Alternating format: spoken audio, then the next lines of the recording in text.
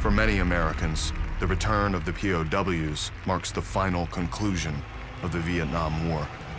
The troubles of Southeast Asia slipped from the daily newscasts, giving way to reports of the Watergate break-in and subsequent political firestorm. There was talk this weekend that the president should resign and under siege because of the Watergate scandal.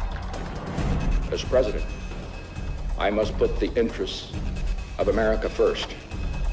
Therefore, I shall resign the presidency effective at noon tomorrow.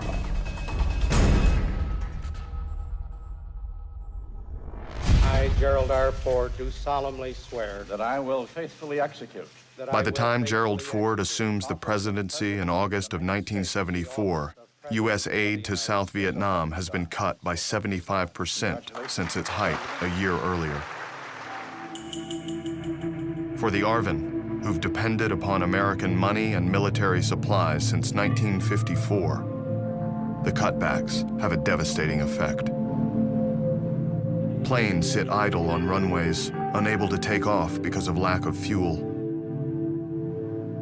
Artillery pieces that had once been allocated 100 rounds per day are rationed to only 10. But while the ARVN's supplies are dwindling, the North Vietnamese are rebuilding their military strength. On March 10th, 1975, just over 2 years after the Paris Peace Agreement was signed, hopes for an independent South Vietnam come crumbling down. The North Vietnamese launched their largest and most ambitious offensive yet into the South.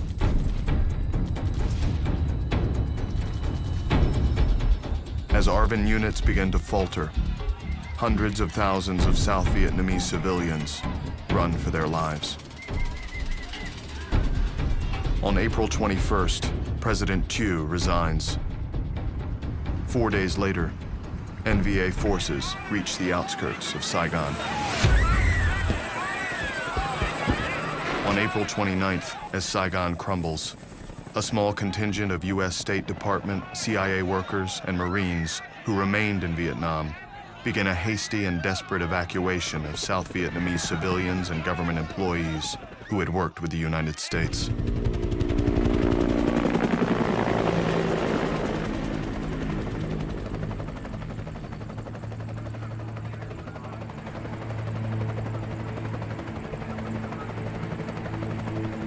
Tens of thousands of people scramble onto U.S. ships waiting offshore.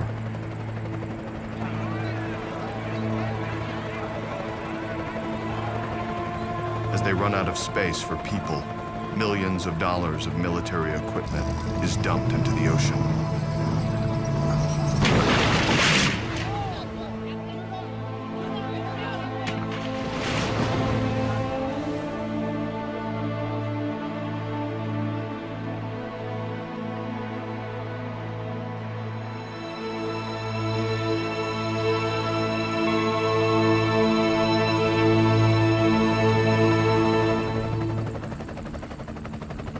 On April 30th, just before 8 a.m., the last American chopper to leave Saigon lifts off from the roof of the embassy. Less than 4 hours later, North Vietnamese tanks crash through the gates of the presidential palace. At 4 o'clock, a live radio broadcast announces Saigon is officially renamed Ho Chi Minh City. We're all gathered in the bureau, standing over the teletype when it starts ringing flashes. Saigon has fallen. Saigon has fallen. The presidential palace is taken. It was over. It was over.